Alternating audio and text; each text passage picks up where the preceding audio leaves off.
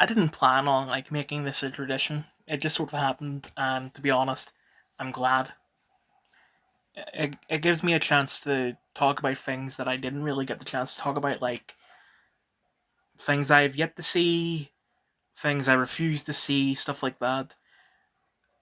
And also, if there are any times where an award is given to a show that does not deserve it, or a performance or anything like that, I can point it out.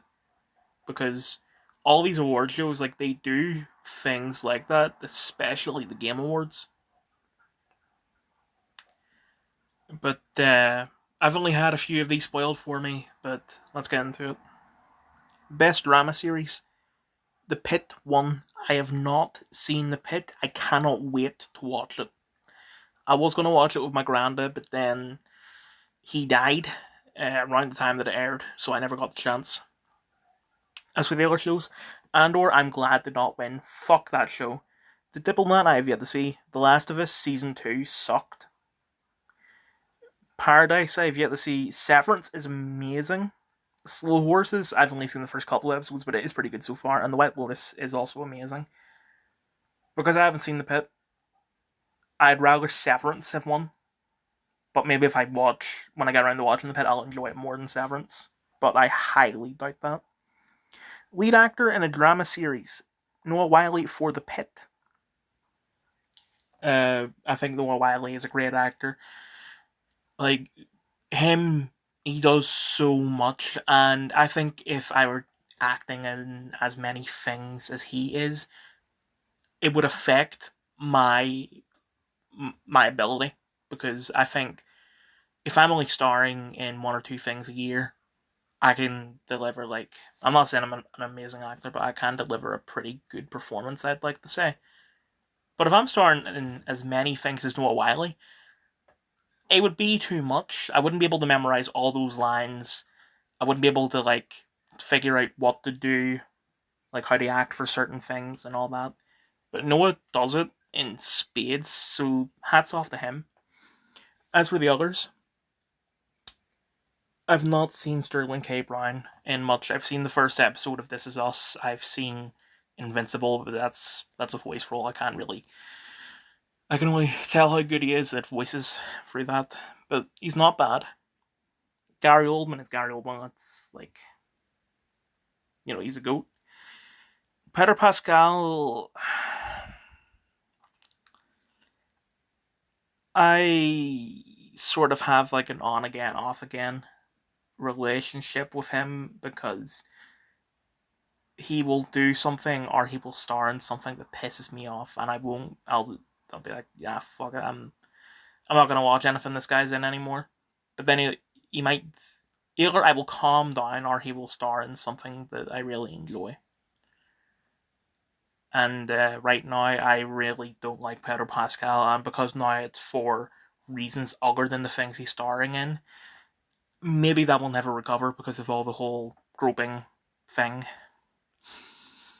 But him in The Last of Us, he played Joel like an action star, whereas uh, Brad Brad Pitt, why the fuck did I say that? What's Troy Baker? He played Joel like an actual dad. I don't know if Troy Baker has kids, but I have a feeling that what it is that maybe Troy does have kids and he uses that experience to help voice Joel. Whereas I don't think Pedro has kids. So he doesn't know what it's like. But I don't know. Adam Scott for Severance. I think a lot of the stuff that Adam Scott starred in before Severance aren't that good. Like Parks and Rec is abysmal. Uh, the Good Place is a pretty good show, but the people behind it have this idea in their heads that it is this revolutionary show that's changing the world, and it just isn't. It's a funny show, and that's it. And it's just because Adam is sort of associated with like the whole Greg Daniels, Mike Schur side of comedy. That's sort of like I don't like Mike Shore's writing, other than The Good Place. I don't like Greg Daniels' writing, other than Upload. Space Force was based at times, but very not that good. And it blew my nose. That side of the community of comedy seem to believe that improvisation is the best thing in comedy, but it just isn't. Sometimes when you actually sit down and think of something funny, it's better than something you come up with on the spot. Don't get me wrong, there are some improvised things that I think are funny. Like, even though I don't like Parks and Rec, I like that scene where Chris Pratt improvises the network connectivity issues. And like that was pretty funny. But it shouldn't be like the it shouldn't be treated as the best thing ever, because it just is not. But when it comes to Severance, he did a fucking amazing job. Especially since, like, this is just another case of when a comedy actor does drama and they excel in it.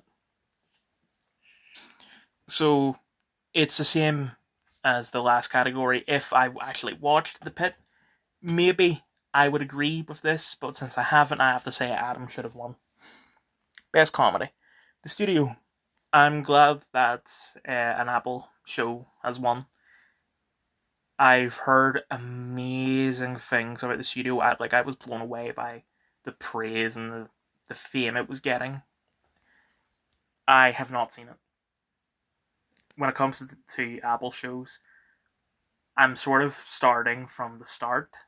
Like all the stuff that came out when Apple came out, like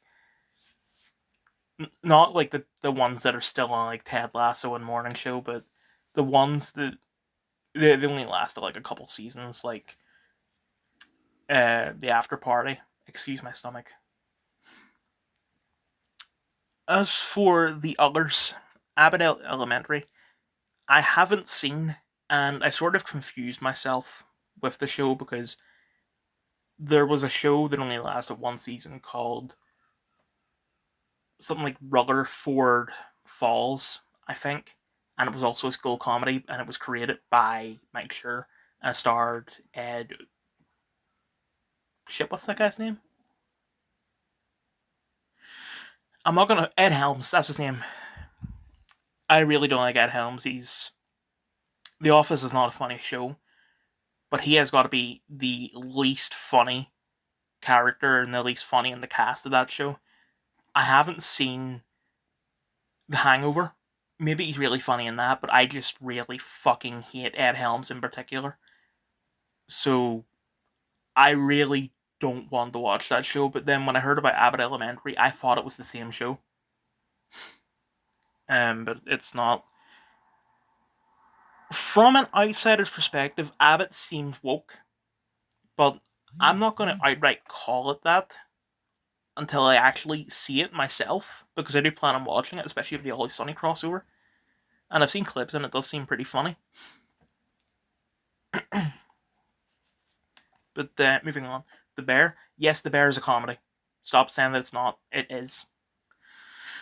Season 4, I'm about halfway through the season, and for some reason in the first 2 episodes, they made Carmy a fucking idiot. Like, he was pretty stupid before, but, like, he doesn't. There was something where, like, he didn't know what 1,400 hours is in months, which I get that, but then there was, like, some really simple math equation that he just did not get.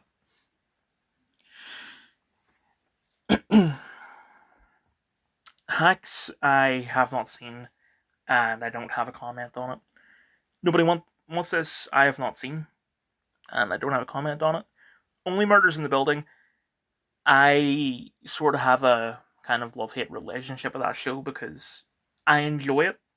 I seen the first 2 seasons on my own, and then I watched the third season at my granny's house. And watching anything at her house is like a fucking curse. There are so many highly praised things I've seen at her house that I do not like, and I'm starting to think that it's because I'm watching it at her house, because her house is absolute chaos. There's an upcoming review where I'll go into more detail, but like I watched the first Lord of the Rings at her house, did not like it. I watched There Will Be Blood at her house, did not like it. So on and so on. Season 3, I did not enjoy. It could just be because I was embarrassed to watch it, or maybe the quality of the writing did actually go down. I don't know. But season 4 was a redemption. I did quite like season 4. I have yet to watch season 5. Shrinking is amazing. Like, it is what The Good Place thinks it is. Because it is both funny, but also philosophical. Like, The Good Place hired, like, philosophy consultants and shit like that when you're not doing anything deep. You're just going over the trolley problem, which it's pretty fucking simple. You don't need to hire these people. It's not that deep. Shrinking is that deep, and because I haven't seen the studio, I would have wanted Shrinking to win. And lastly, What We Do in the Shadows. I did not know that show was still on. I thought it ended a while back. I don't think it's funny. I think I like Matt Berry, but the show made Matt Berry cringe, and like the whole thing of him referencing that video of the guy being arrested for eating a succulent Chinese meal. It's kind of like when mainstream media gets its hand on something and ruins it, like when they reference a meme, and well, that video isn't really much of a meme. It still did kind of ruin it. So I'm glad that did not win. Best limited or anthology series. Adolescence. Let's be honest, we knew it was going to win. I still haven't seen the show. It seemed woke, but I won't know until I watch it, which I do plan on doing. Black Mirror, I have yet to see season 7. I think season 6 was a massive improvement over season 5. That being said, season 5 wasn't as bad as everyone said it was. Um, that's all I can really say about it. Dying for Sex, I have not seen that show. There's another comment I'm going to make in an upcoming review about sex. Um, so I'm just going to move on. Monsters, the Lyle and Eric Menendez story. I did not watch season 2 of Monster, and I did not enjoy season 1. And the Penguin's quite good. That's all I can really say about it. Like, it's not, it's like it's very good. Period. Talk series. The Late Show with Stephen Colbert. Even if I were left wing, I would still say that the Stephen Colbert Show is extremely cringe. For those who don't know, around the time of the pandemic, when the vaccine was first coming out, Stephen Colbert did this wee skit where he got a bunch of like dancers to dress up as needles and start dancing to the song Tequila, but they replaced the lyric Tequila with vaccine, and it is extremely cringe. So Stephen Colbert is not funny. Like a lot of these late shows just aren't. There are few that are funny. Like I think Graham Norton is quite good, and any talk show where they actually focus on talking to guests rather than talking politics. But moving on, The Daily Show. I'm assuming that's the one with Trevor Noah. That that entire show, ever since Trevor Noah took over, has just been bashing Trump. Like there's no variety to it. And Jimmy Kimmel, he's not funny. He doesn't understand YouTube. He doesn't understand video games. Blah blah blah. Like fuck him. Lead actor in a limited anthology series. Stephen Graham for adolescents. Stephen Graham is an amazing actor. Just like Noah Wyle, he's someone that he appears in so many things that you think, how the fuck is it possible for him to appear in these many things? Once again, haven't seen Adolescence. I'm sure he gives a great performance. Colin Farrell for the Penguin. I don't think his performance is anything special, but it's not bad either. Jake Gyllenhaal for Presumed Innocent. I have not seen that show, but it's Jake Gyllenhaal we're talking about. Brian Tyree Henry for Dope Thief. I haven't seen that show. And Cooper Koch for Monsters. I haven't seen that show. Whoops.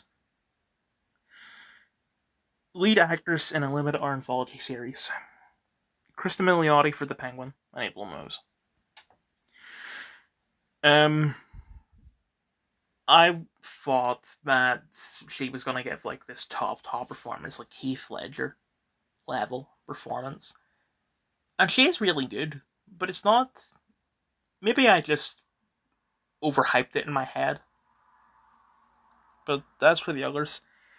I haven't seen Disclaimer. I haven't seen Sirens. I haven't seen that episode of Black Mirror, and I haven't seen Dying for Sex. So I'm glad Kristen won, and I'm glad that she. I said this in my review of the Penguin, but I'm glad that she's getting more and more recognition because she was already pretty famous for like Palm Springs and that episode of Black Mirror she appeared in. Before that, she was in How I Met Your Mother and stuff like that. And she just keeps on getting more and more popular. Hopefully, there's something after the Penguin that makes her even more popular. Moving on. Supporting actress in a limited anthology series. Erin Doherty for Adolescents. Why the fuck is there an actress named Erin Doherty? I know someone with that name. So, okay. I haven't seen it. I haven't seen Presumed Innocent. Deirdre O'Connell, I'm assuming that's his mum. Yeah, she's done a pretty good job. Haven't seen Monsters, haven't seen Dying for Sex, and I haven't seen Adolescence. Because Penguin is the only thing I've seen, I'd rather Deirdre have won, or however you pronounce her name. Writing for a variety series. Last Week Tonight with John Oliver. I'm going to show a video. Just to be clear, for copyright reasons, I do not own this video. I'm just using it in a fair use way to get my point across. While compassion for the migrant is an important part of immigration policy decision-making, civil authorities also have a duty to consider the common good of native-born citizens as well. Holy sh**! He actually just said that!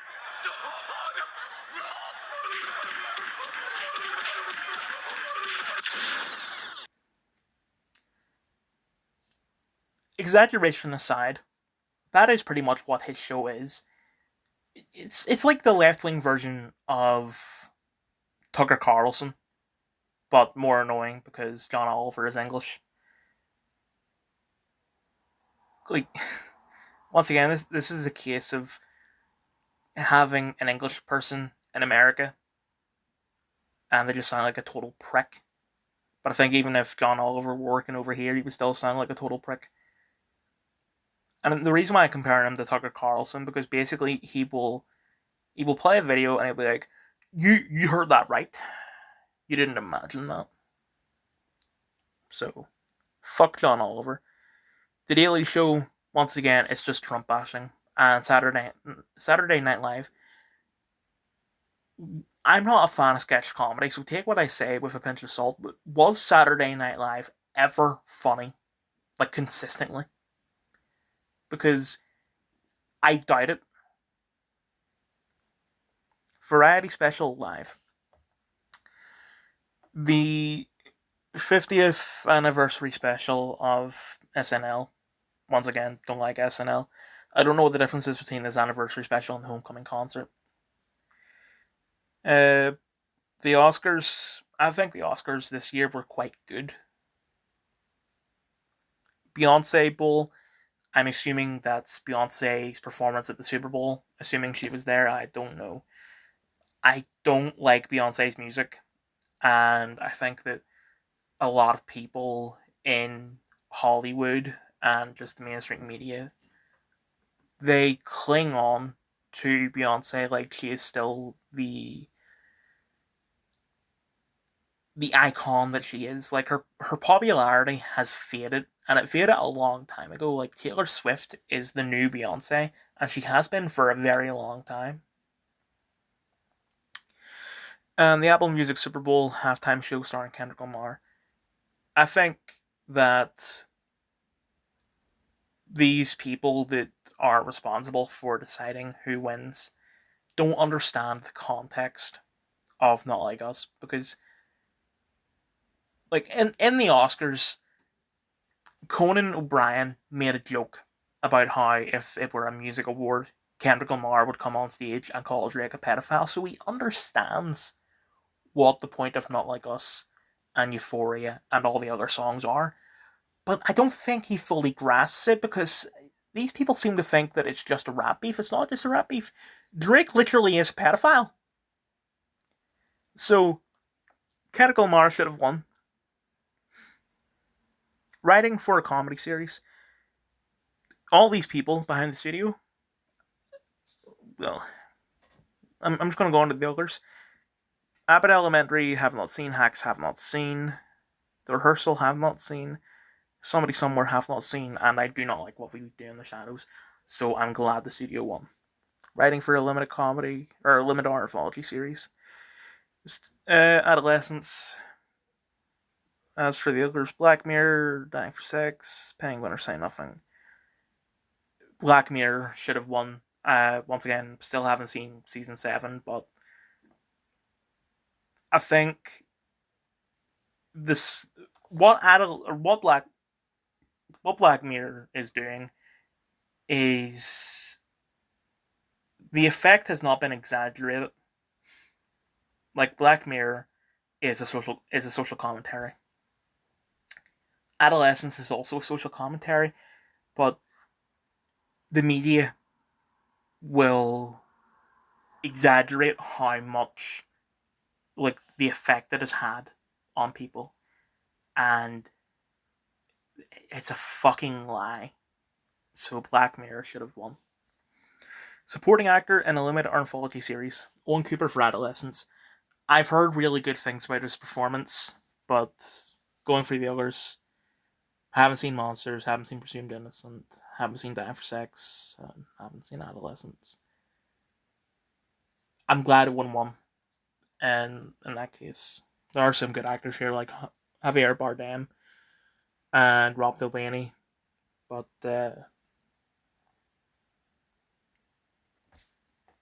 I'm glad it won one. Writing for a drama series, Dan Gilroy for Andor. Andor fucking sucks. Like, you don't grasp how much I hate that show. It is a massive waste of time. I heard that the original plan for the show was to be 5 seasons long. How the fuck are you going to do that? Because the show is already filled with filler as is. But you're really going to extend that to 5 fucking seasons? The way that they did season 2 is the best way they could have done it. Where the first 3 episodes is season 2, the second 3 episodes is season 3, and so on and so on. Then you get the season 5 by the end of the show. So 3 episodes instead of 12. Even when you do it that way, the show still sucks. It had its moments, but it was so few and far between that it's not worth watching. As for the others, The Pit, Severance, Slow Horses, and White Lotus, Severance should have won. Scripted variety series, John Oliver sucks, SNL sucks. Directing for a drama series, Slow Horses, and a Blue Nose. I've seen how they made Severance. I think Severance should have won, because all that was genius. When you watch the first episode of season 2, where Mark is running for the corridor, and you think, how the fuck is the camera able to like move the way that it is in such a tight corridor? And then you look at the behind the scenes and you see the technology that they're using, and it's very, very impressive. Slow Horses doesn't have anything like that because it's not that kind of show. It's a mostly realistic show. So Severance should have won. Directing for a limited anthology series. I've heard really good things about the cinematography of Adolescence. I've heard that every episode is one take, or at least filmed to look like one take. And apparently, with like how they change location and shit like that, it's really, really impressive and mind blowing. So I'm glad Adolescence won. Directing for a comedy series. I don't remember what episode of The Bear IO directed, but I'm pretty sure it was one of like the top ones. I've heard really good things about the direction of the studio, so I'm just gonna say I'm glad that one. Supporting actor in a comedy series. I have not. The only show here I've seen is The Bear and Shrinking, and between the two of them, because The Bear is more drama. Like the Bear and Shrinking are both dramedies, but The Bear is more drama, which means there's more of a chance to act. So, Ebon should have won. Reality competition program.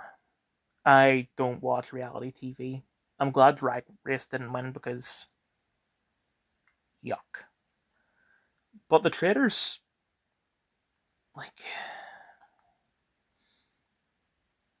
I like Alan Cumming, but I've noticed in the past like 5 years, ever since Instinct ended, that he seems to have like become a stereotype. I didn't know he was bi. I thought he was just gay. Um, and he has become like the complete stereotype of a gay person with the painted nails and the attitude and all that. And I know next to nothing about the traders, but it seems like the kind of thing, like the perfect thing for him to be flamboyant like that. So I don't really care. I just wanted to get that off my chest. As for Survivor and Top Chef, I don't really, I don't know anything about Survivor. I don't care about Survivor. Top Chef, never heard of it. Supporting actress in a comedy series. I haven't seen Hacks, haven't seen Studio, haven't seen Abbott Elementary. So, Lisa Collins S for The Bear or Jessica Williams for Shrinking? Probably Lisa, I would say, because once again, there's more of a chance to act. Lead actress in a drama series. Um, yeah, I'm glad the Brit Liar had won. I seen in her speech she pulled out a piece of paper that she wrote the speech on, and then like it was one side, and then on the side that the audience sees, it just says "Let me out." Hats off to Brit for doing that because that kind of shows me that she's not just acting in Severance; she actually has a full on commitment to the show. As for the others, I'm glad Bella Ramsey did not win. Bella Ramsey cannot act in The Last of Us. She can't do accents, and also Bella identifies as non-binary. So, like, why is she winning Best Actress? Kind of weird. But yeah, once again, season 2 of The Last of Us sucked because they adapted a terrible game, but then the things that the game did right, they changed and made it terrible. Like the whole "I'm gonna be a dad" thing. Uh, Carrie Russell is a good actress, but I haven't seen The Diplomat. Kathy Bates is good. I have seen the first episode of Matlock. I think it's a good show, but it's nothing special. Out of all the procedurals that we have, why is this one particular show nominated for an Emmy? Like, genuinely, I would like to see NCIS win an Emmy. If they made a best procedural category, I would like NCIS to win because really the only competition NCIS has is Tracker and NCIS Origins.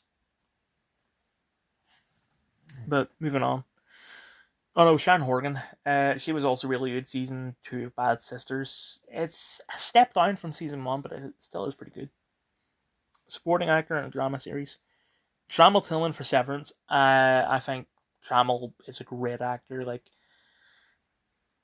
Mr. Milchick in Severance, and also the Admiral in Mission Impossible. Even though it was only like a 5-minute screen time role, he came in swinging. So I'm glad he won. Zach Cherry also did a good job on the show, and so did John Turturro. But Trammell was the best. As with White Lotus, between Walton Goggins, Jason Isaacs, and Sam Rockwell, I'm not too sure because the three of them are fucking juggernauts of acting. So it's hard to tell who, if it was just those three in the competition, who should have won. So I'm not gonna give it a definitive answer. I'm sure James Martin was great in Paradise because James Martin is a good actor. No blow my nose. I don't know what it is about making these videos that make me need to blow my nose, but I'm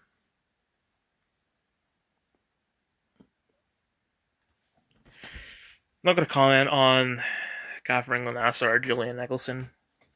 As for Patricia Arquette, Carrie Coon, Parker Posey, Natasha Rothweiler, Amy Lee Wood, I would say probably Carrie Coon. Please do not ban me. That is literally her name. Maybe I pronounced it wrong. I don't know, but that is her fucking name. It's right there.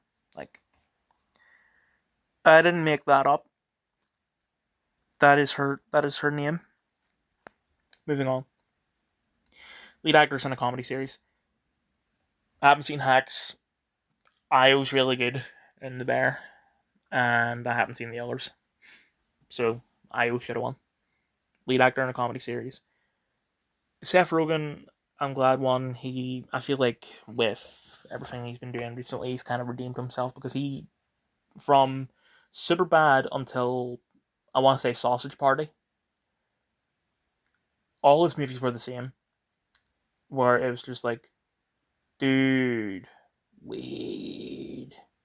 And then, the Seth Rogen laugh, I can't do an impression of it. But then, after Sausage Party, he kind of stopped and he did more serious stuff. He adapted Preacher, which, yeah, it's an adaptation, but the Preacher show was quite different from the comic, and it's a massive improvement in my opinion. And then he's also involved in The Boys and Invincible, which are both fucking amazing shows. And then he returned the comedy on Apple and he made Platonic, which I've heard is quite good. I haven't seen it. And The Studio, which I've heard is fucking amazing. So I'm glad he won for it. Jason Segel for Shrinking. Um, I think Jason Segel's career is kind of weird. I feel like he doesn't enjoy acting. He just kind of fell into it. Maybe if I'm right about that, he brought that into his performance in Shrinking, and that's what made it so good. But I don't know. Martin Short for Only Murders in the Building. It's nothing special because that show is like 90% comedy, and what is there for drama is not like his drama, his seriousness isn't really all that good. It's like if you've ever seen Steve Carell try to cry in something, like he's cried a couple times in The Office, he's cried in that show The Patient, and it doesn't matter if it's a comedy or a drama, he just cannot cry. And it's the same for Martin Short. Jeremy Allen White for the Bear. Um, yeah, Jeremy's great, but I'd rather Seth, and that's the end of it. So, pretty good selection. I'm glad The Last of Us won fuck all, because there's not a single award that it deserves.